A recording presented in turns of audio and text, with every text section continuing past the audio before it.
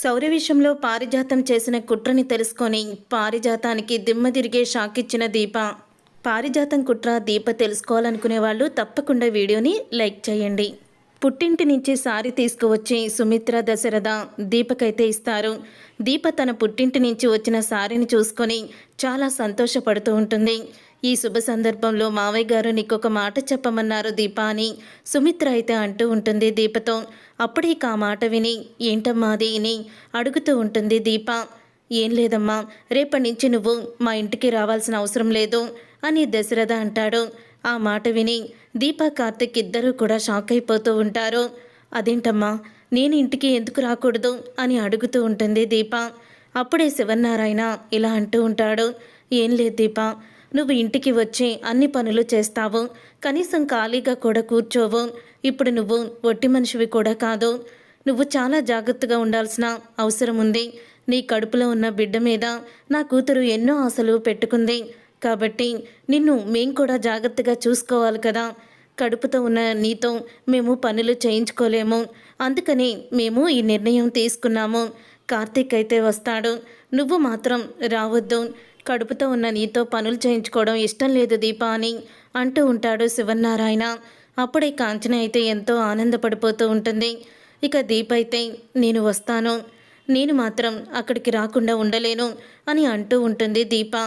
అందరూ కలిసి నీ గురించి చెప్తుంటే అక్కడికే వస్తానంటావేంటి నువ్వు అని జ్యోత్స్న అడుగుతూ ఉంటుంది. మా బావ ఎక్కడుంటే అక్కడే నేను ఉంటాను, మా బావని వదిలి నేను ఉండలేను అని దీప సమాధానం చెప్పడంతో, అదేంటి దీప అలా అంటున్నావు? నీ గురించి, నీ కడుపులో ఉన్న బిడ్డ గురించే కదా వీళ్ళందరూ తాపత్రయం పడుతున్నారు. నీ బిడ్డ మీద నీకు ప్రేమ లేదా ఏంటి అని పారిజాతం మాట్లాడుతూ ఉంటుంది. అప్పుడే ఇక ఆ మాట విని అనసూయ అయితే ఏం మాట్లాడుతున్నారమ్మా, ఏ తల్లికి తన కడుపులో ఉన్న బిడ్డ మీద ప్రేమ ఉండదు, అలా మాట్లాడతారేంటి అని అడుగుతూ ఉంటుంది. అనసూయ అయితే ఏమో దీప తీరు చూస్తుంటే అలాగే కనిపిస్తుంది నాకు అని పారిజాతం మాట్లాడుతూ ఉంటుంది.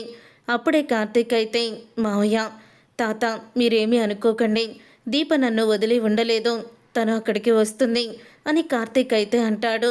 అప్పుడే ఇక కాంచన అయితే ఏమీ మాట్లాడకుండా మౌనంగా ఉంటుంది. ఏంటదినా ఏమీ మాట్లాడకుండా అలా మౌనంగా ఉన్నావేంటి అని సుమిత్ర అంటూ ఉంటే, మీ అభిప్రాయాన్ని మీరు చెప్పారు, తన అభిప్రాయాన్ని దీప చెప్పింది, మధ్యలో నేనేం మాట్లాడతాను అని అంటూ ఉంటుంది కాంచన. అప్పుడే పారిజాతానికి అర్థమైపోతుంది.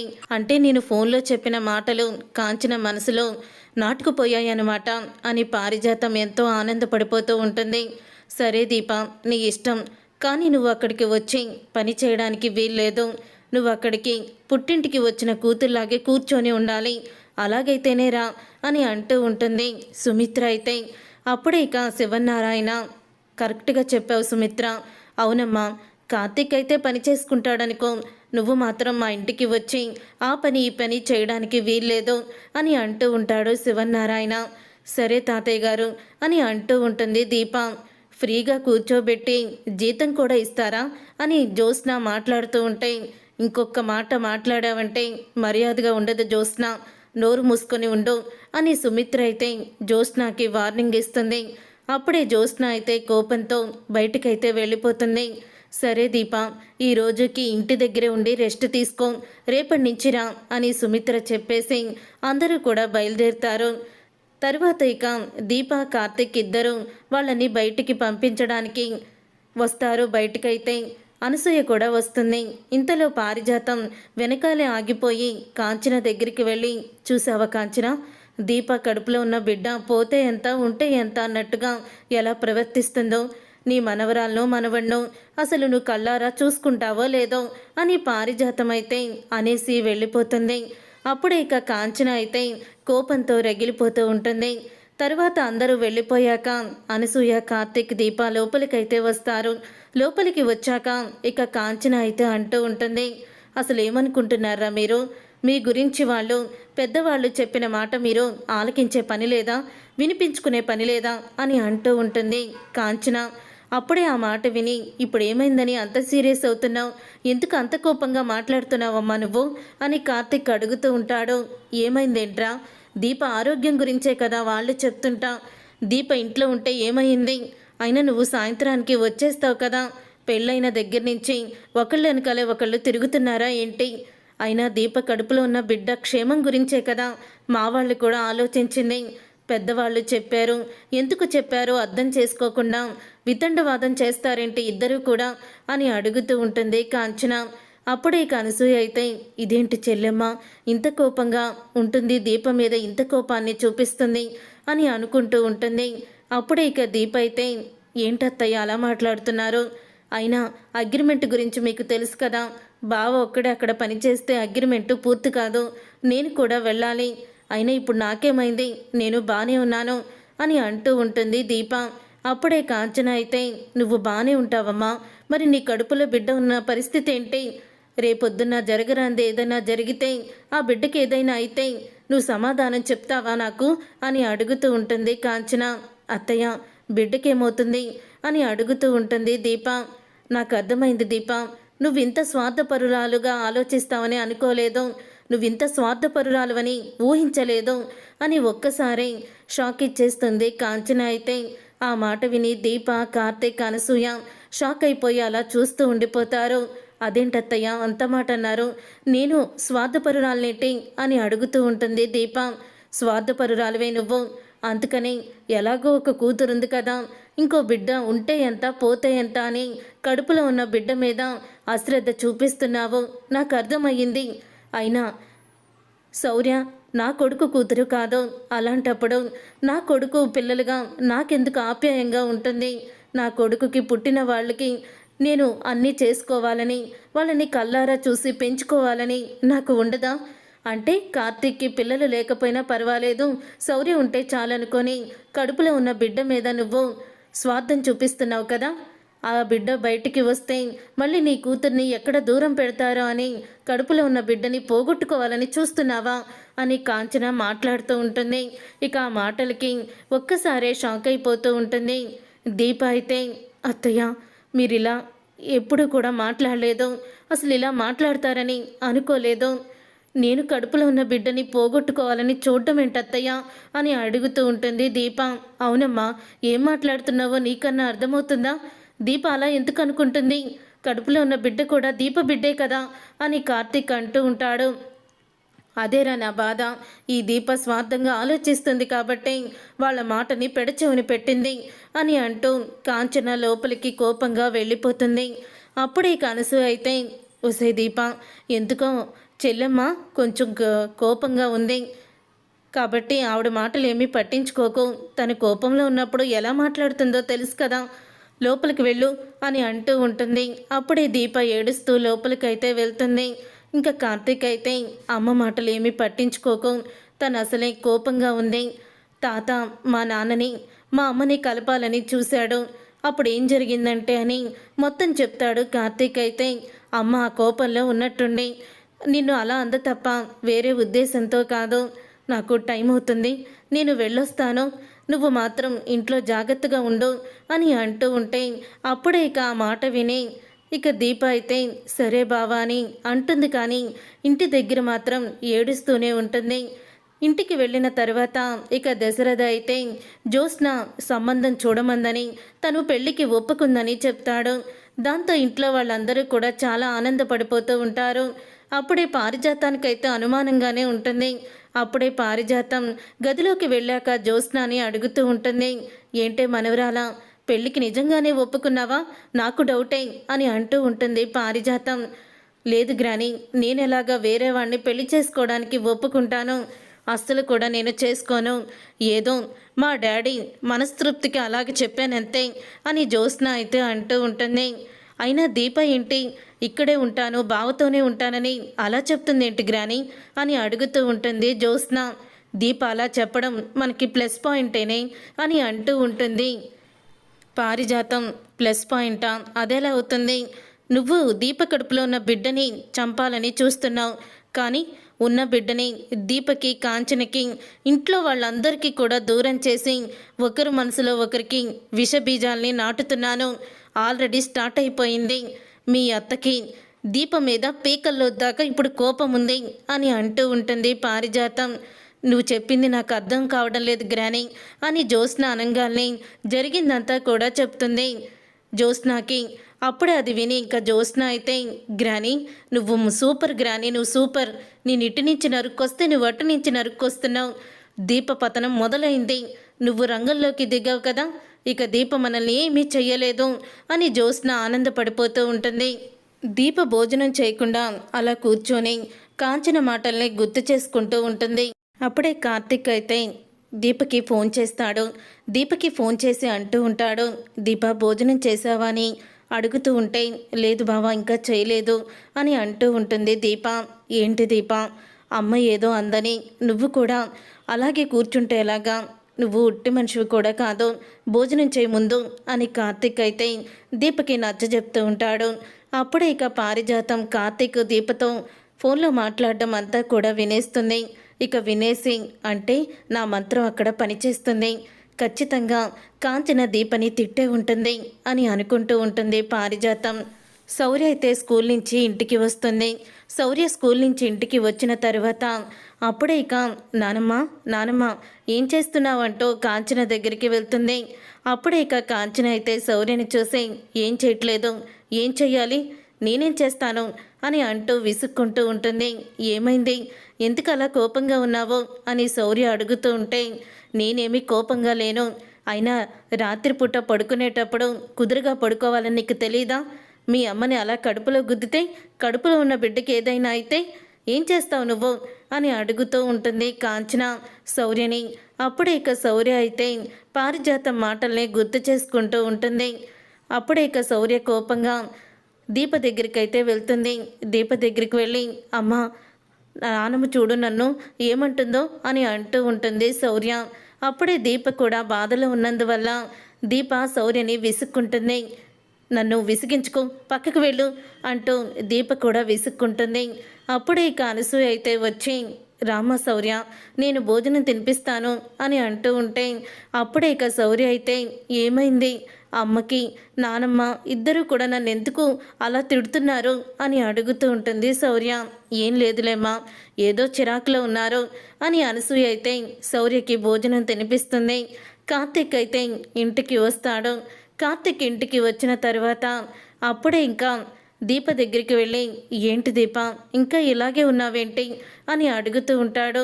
ఏం లేదు బావా, అసలు అత్తకి విషయం తెలియక నన్ను స్వార్థపరురాలు అంటుంది, నేను స్వార్థవంతో ఆలోచిస్తున్నానా అని అంటూ ఉంటుంది దీప. చూడు, అమ్మకి అసలు నిజం తెలియక అలా మాట్లాడుతుంది, సందర్భం వచ్చినప్పుడు అమ్మకి నిజం చెప్పేద్దాము అని అంటూ ఉంటాడు.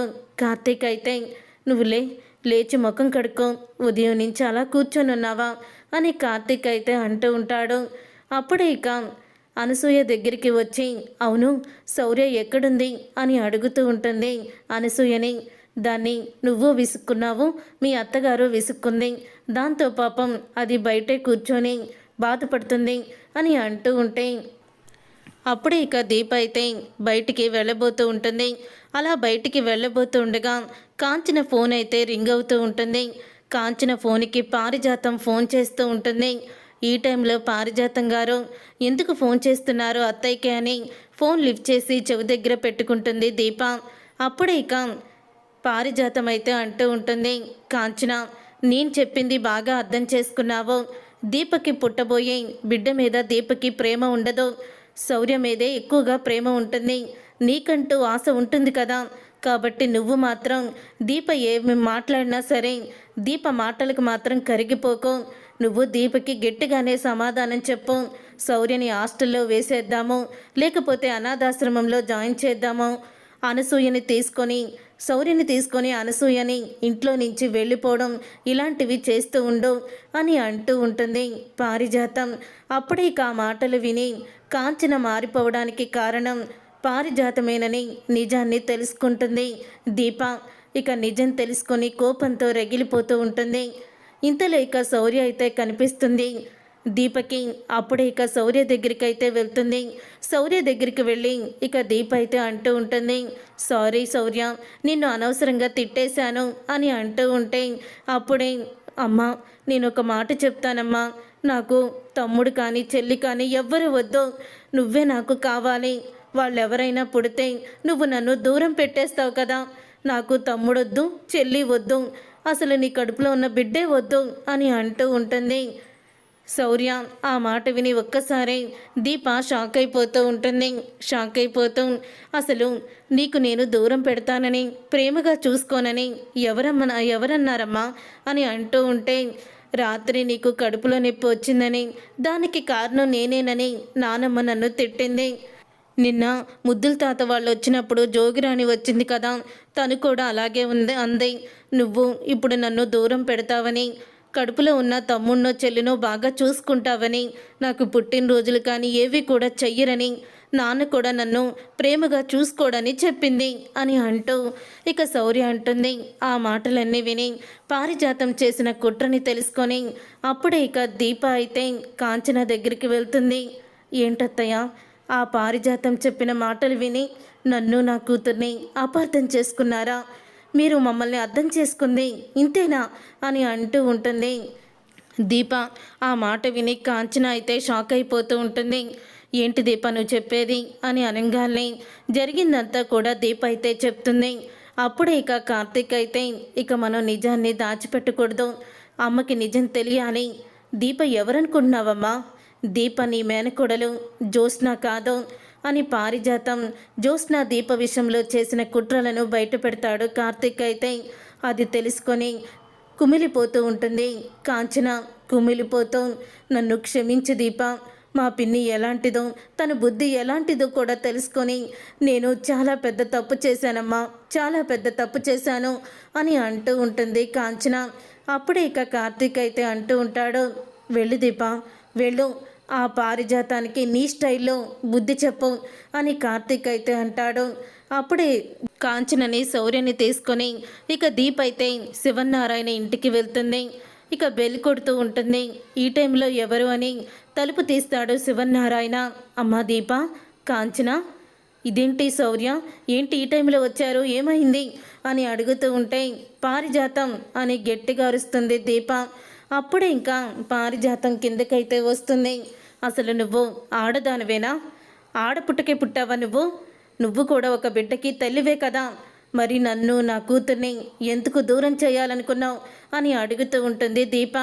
ఏం మాట్లాడుతున్నావే, నిన్ను నీ కూతుర్ని నేనెందుకు దూరం చేస్తాను అని అడుగుతూ ఉంటుంది పారిజాతం. చెప్పత్తా అని అనగానే, నువ్వే కదా పిన్ని నాకు ఫోన్ చేసి శౌర్య ఉంటే దీప తన కడుపులో ఉన్న బిడ్డని బాగా చూసుకోదని నాకు దీపకి గొడవ పెట్టావు. శౌర్య దగ్గర తనని బాగా దీప చూసుకోదని ఆ తల్లి కూతుల్ని వేరు చేయాలని చూస్తున్నావు. ఎందుకు పిన్ని, ఎందుకు ఇంత కుట్ర చేశావు అని అడుగుతూ ఉంటుంది కాంచన. అప్పుడే ఆ మాట విని ఒక్కసారే శివనారాయణ, దశరథ, జ్యోత్స్న, సుమిత్ర అందరూ కూడా షాక్ అయిపోతూ ఉంటారు. అప్పుడే ఇక దీప అంటూ ఉంటుంది, అయినా నీకు ఎప్పటి నుంచే ఈ బుద్ధి ఉంది కదా, తల్లి బిడ్డల్ని వేరు చేసి ఆనందపడే స్వార్థపరురాలివి నువ్వు. అయినా నీకు ఒక కొడుకున్నాడు కదా, ఆ కొడుకు మీద నీకు ప్రేమ ఉంటుంది కదా. అంతేలే, ప్రేమే ఉంటే ఆస్తి కోసం మీ ఇంటినే వేలబడుతూ ఉన్నావు తప్ప ఆ కొడుకుని ఏమన్నా పట్టించుకున్నావా? ఆ కొడుకు వచ్చే సమస్యలు ఏమన్నా చూసావా? కేవలం ఆస్తి కోసమే శివనారాయణ గారిని పెళ్లి చేసుకొని నువ్వే స్వార్థపరులాగా ఆలోచించావు. నీకు తల్లి మనసు గురించి ఏం తెలుస్తుందిలే అని అంటూ ఉంటుంది దీప. అప్పుడే ఇక దీపని కొట్టబోతూ ఉంటుంది పారిజాతం. ఇక పారిజాతం అలా కొట్టబోతూ ఉండగా శివనారాయణ పారిజాతాన్ని చంప పగలగొడతాడు. నువ్వు చేసిందే తప్పుని నిలదీసిన దీపని నువ్వు కొడతావా అని అంటూ ఉంటాడు శివనారాయణ. అసలు నా కూతురికి ఫోన్ చేసి శౌర్యని హాస్టల్లో వేయమని ఎందుకు చెప్పావు? శౌర్యకి దీప గురించి ఎందుకు నువ్వు అలాగా లేనిపోని చాడీలు చెప్పావు? చెప్పు, దీప అడిగిన దానికి సమాధానం చెప్పు అని అడుగుతూ ఉంటాడు శివనారాయణ. నువ్వు ఇలాంటి దానివని అస్సలు అనుకోలేదు పిన్ని. ఛీ, నిజంగానే దీప అన్నట్టు నువ్వు ఆడదానివేనా అని అనిపిస్తుంది. చిన్నప్పటి నుంచి మా అమ్మ లేదు కదా, నిన్నే పిన్ని పిన్ని అంటూ తల్లిలాగా చూసుకున్నాము, ఇంతకి దిగజారిపోతావని అనుకోలేదు అని సుమిత్ర అందరూ కూడా పారిజాతాన్ని అంటూ ఉంటారు.